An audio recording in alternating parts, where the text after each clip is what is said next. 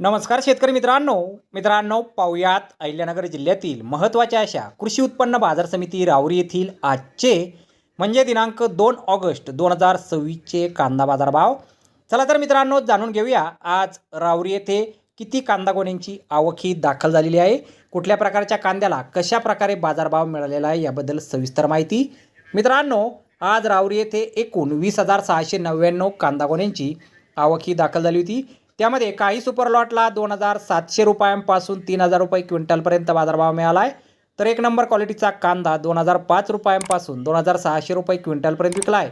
दोन नंबर क्वालिटीचे कांदे 1,505 रुपयांपासून 2,000 रुपये क्विंटलपर्यंत विकलेत, तर तीन नंबर क्वालिटीच्या कांद्याला 200 रुपयांपासून 1,500 रुपये क्विंटलपर्यंत भाव मिळाला आहे।